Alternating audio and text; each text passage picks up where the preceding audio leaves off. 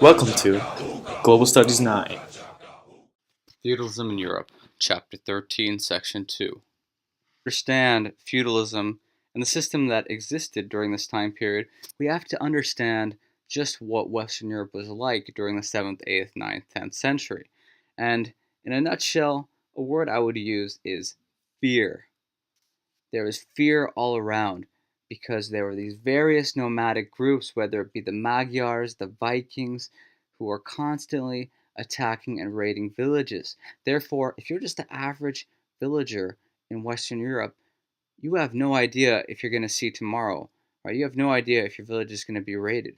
And a good example of a group that was doing the raiding was a group from far up north from Scandinavia who are known as the Vikings. Now, these Vikings were some real bad guys. They rode these narrow ships that were able to get into shallow waters, and through using these narrow ships and taking advantage of their flexibility of where they can get to, they would sneak attack various villages. They'd even sneak attack monasteries and rage and pillage them. Perhaps the most famous Viking of all was Leif Ericson, and an interesting fact about him is he was the first European to reach the Americas. We often credit Christopher Columbus for accomplishing this task, which to a certain degree is true in the fact that Columbus was the first to settle in the Americas, but when it came to discovering the Americas, Leif Ericson was the first one.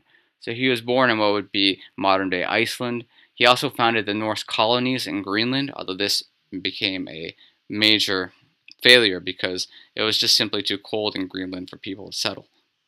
So not only were there these Vikings, but they were the Magyars, which would be in modern-day Hungary, loosely based upon the word Magyar, which the name is thought to come from. And then we also had Muslims coming from the south.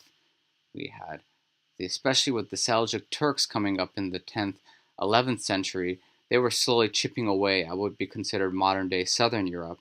So there were attacks coming from all angles if you were just an average person living in the villages in Europe during the Middle Ages. Now this map does a pretty good job showing you how you're not really safe from anyone, right? The orange arrows, the pink arrows, the blue arrows, regardless of where you live, being attacked any day was pretty much a risk that everyone had to face. So this all makes a full circle to the whole point of how the security was lacking, therefore people sought security around them, and that's why the nobles and the rich were able to live off a system of feudalism during this time. And what I mean by that is that in this feudalism system, where you had the lords at the top, and then you had knights protecting the territory, and the bottom you had the peasants, was that the people at the bottom, the peasants, they were okay with this system because it guaranteed that at least they knew they could survive, right? Even if they were treated not so greatly, and even if they knew that they would never one day become a knight or a lord or a king, they were happy enough that they didn't have to worry about the raids of Vikings and Magyars and other various groups as long as they lived under a lord. At the top, you had those who fight, nobles and knights. In the middle, you had those who pray, the church members. And finally, you had the majority of society, those who worked in the farms, the peasants. And most of the people who were at the bottom of this totem pole were the serfs or peasants, and they were obligated to work where they were born, and they were legally not even allowed to leave. In other words, very, very close, or perhaps the same, to what people would call today as being slavery. So this is a nice overview at the top, and you'll notice at the very, very top is the Pope and the Church, right? So again, it emphasizes just how much power Christianity had during the Dark Ages. And just a quick note, the knights and the vassals are next to each other. That's kind of confusing because essentially the two are basically the same thing. If you were to sort of nitpick and look for a difference there, all knights are vassals, but not all vassals are knights. What I mean by that is vassals refer to a higher class, and therefore most of the people who were vassals were part of this higher class of knights, but not all of them fought. So not necessarily all vassals were knights. And the other small part to sort of dissect here is at the bottom, the peasants and serfs are next to each other.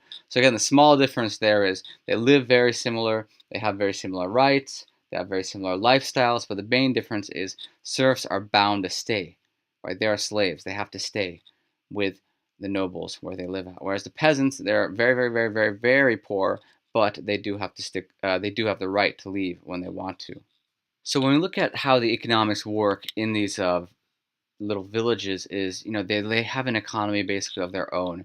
So if we look back at the Roman Empire, the Alexander the Great, these vast trades and trade routes are gone now during these dark ages, and people just lived within these small villages.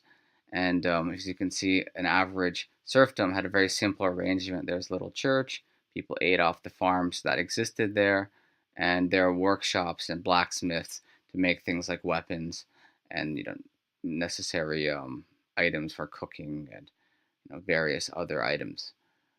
Often at the top of like a hill or mountain in these villages existed a small little castle type building where the rich lived in. Now, most of society was made out of peasants, and they lived these very modest lives with modest diets. Right, they just ate very simple foods like vegetable and bread, and they didn't have much money at all. Right, the little money they did have often was taken away by their lords in the form of taxes, whether this be for marriages or attending church. Now, their lives were incredibly isolated. They often stayed within the areas they were born in, and many of them traveled no more than 25 miles away from their homes. To give you an idea of how little that is, a marathon is more than 25 miles, right? 25 miles is roughly 40 kilometers. A marathon is roughly 41, 42 kilometers long. Now, these lifestyles were very self-sufficient, so you get your food where you live, you farm where you live, you're born where you live, you die where you live. Everything is confined in the small areas. Now, everything wasn't all negative. There were some positives of being a peasant in this time. For example, the church believed in many holidays. Today, most societies just have 10, 15, 20 national holidays a year. Back then, there were 80 holidays a year, and they would have little festivals, as you can see in the picture on the left top. But overall, aforementioned, life was very boring, very isolated, and you lived, almost like a slave to your nobles. Next class, we'll look at another class, the knights, who are specifically mentioned in Chapter 13, Section 3.